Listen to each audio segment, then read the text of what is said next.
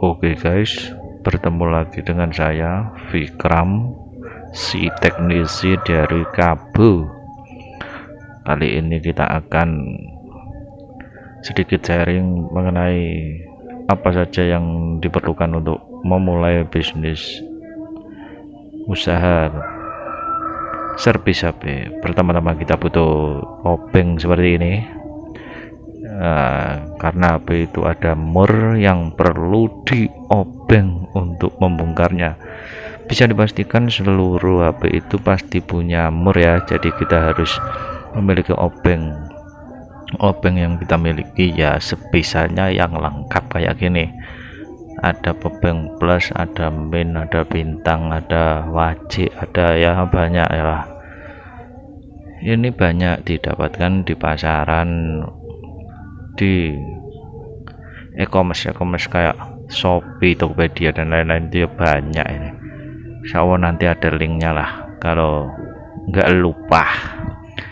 Itu ada yang merah, ada yang kuning, beda-beda, ada yang bintang, ada yang wajik, ada yang kotak, ada yang ya sakit lah pokoknya. Kalau bisa yang lengkap. Setelah kita memiliki obeng, ini ada alat-alat lain, nanti kita akan review satu-satu. Jadi jangan kemana-mana, tetap di sini saja. Obengnya itu sudah ada magnetnya, tapi itu saya kasih magnet lagi. Juga kita perlu magnet tambahan untuk menyatukan atau supaya mur yang telah kita lepas nanti tidak bisa tercecer. Nah kayak gitu ya. Jadi kita perlu magnet tambahan, biasanya itu ada di sound HP yang sedang kita servis. Jadi kalau ada HP yang telah rusak dan tidak bisa dipakai, bisa itu magnetnya dipakai, dimanfaatkan untuk merapikan. Kalau yang ini namanya pinset bengkok, yang ini pinset lurus. Kita juga harus memilikinya karena komponen yang akan kita servis itu kecil-kecil, jadi kita menjepitnya pakai pinset gini. Terus ini adalah solder biasa, ini matanya lancip, yang ini matanya gepeng. Ada bermacam-macam, biasanya yang sering saya pakai ya yang lancip ini, tapi tidak menutup kemungkinan yang lain juga kepakai. Nah, kalau yang ini kawat untuk membersihkan sisa-sisa timah saat kita selesai mensolder. Jadi kalau sedang mensolder kayak gini timah, nah terus kita truk itu untuk membersihkan. Terus ini tataan ini untuk meletakkan solder agar tidak mengenai hal-hal atau barang-barang lain. Soalnya soldernya itu sangat panas sekali, jadi kita harus hati-hati dan meletakkannya di sini. Juga ada yang warna kuning ini untuk membersihkan juga. Biasanya timah yang sangat membandel, bersihkannya pakai ini. Ini saya lupain namanya. Nah, setelah kita nyolder HP, jadi pakai timah. Terus setelah kita solder, biasanya kan ada timah yang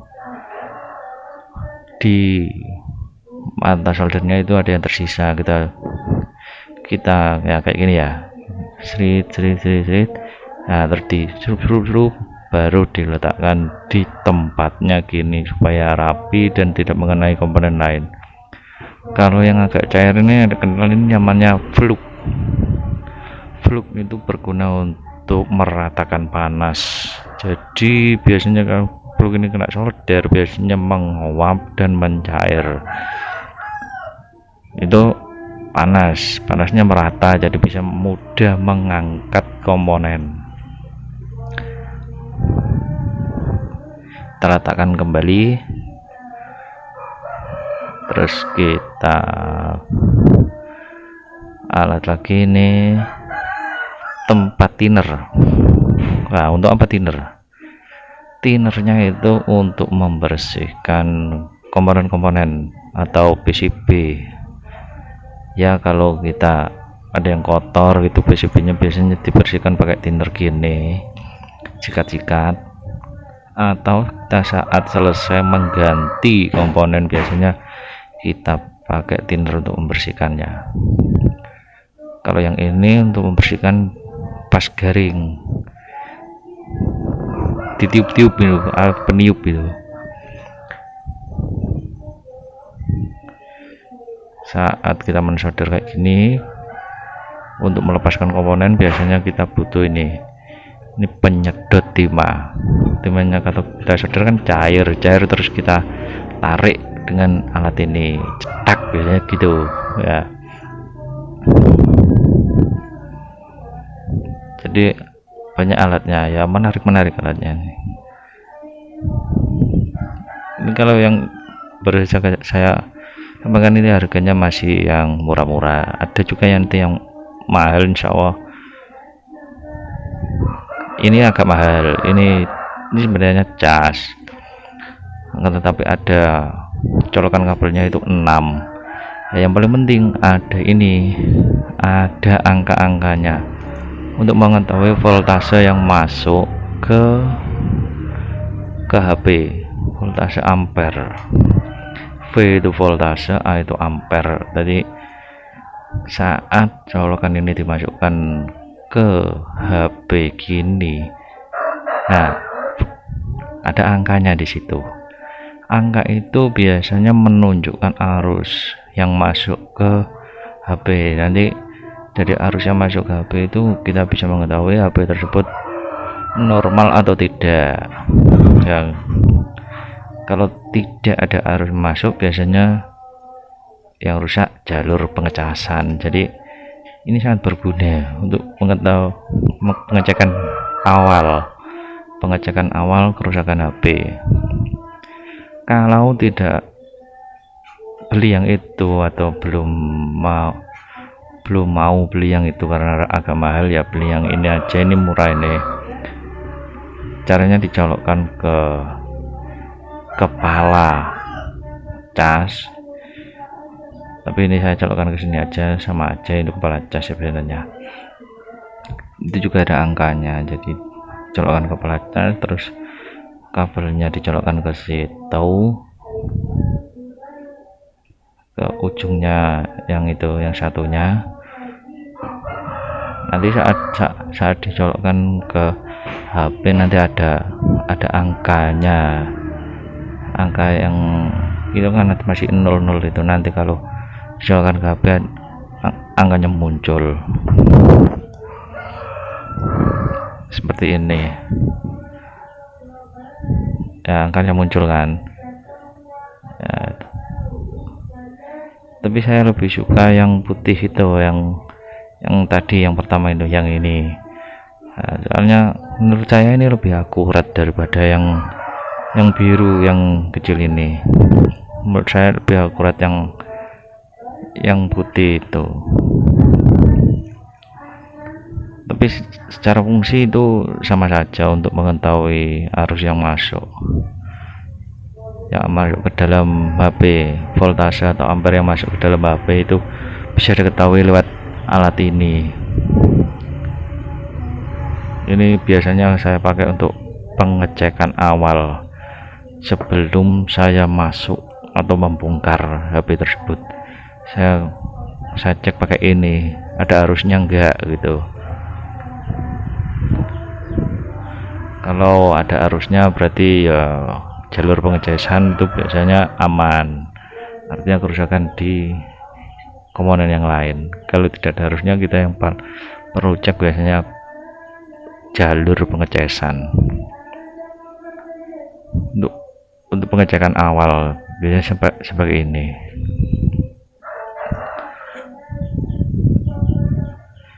Ya, itu kita lihat itu angkanya 1,1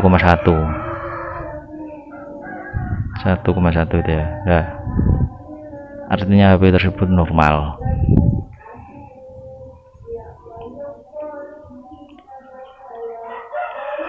Oke, kita singkirkan dulu. Kita masuk ke alat-alat berikutnya.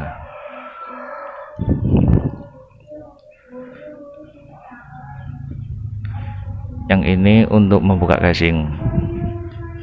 Terkadang beberapa teknisi tidak memakai ini tapi memakai kuku. Saya pakai ini ya enak-enak aja, pakai ini nggak apa-apa. Itu untuk membuka LCD biasanya. Sisa tempered glass. Kalau alat ini agak mahal, ini namanya solder uap atau blower. Yang kalau yang murah mungkin ada yang 600. Tapi kalau yang punya saya ini 1.300.000-an gitu. Solder brown merek Sugon. Kalau punya saya mereknya merek Sugon.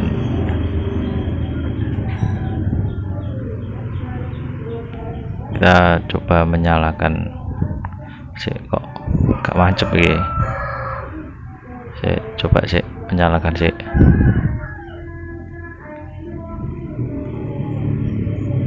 Oke, sudah nyala ya. Yang atas ada tulisan C itu untuk panas. Panasnya saya biasanya pakai 350. Anginnya biasanya 40. Kayak ini lampu untuk menerangi. Ya, kalau bisa lampunya itu yang sangat terang, soalnya komponennya kan kecil-kecil. Ini kotak untuk menyatukan gini api yang sudah kita bongkar kita jadikan satu di situ supaya tidak tercampur dengan api yang lain. Minyak kayu putih juga berguna untuk membersihkan. Ya, mungkin sekian dulu ya. Oh, belum, ini ada biru-biru itu alas, itu tahan panas. Harganya kisaran 100 atau 100 lebih. Oke, sekian dulu ya, saya akhiri. Terima kasih. Assalamualaikum warahmatullahi wabarakatuh.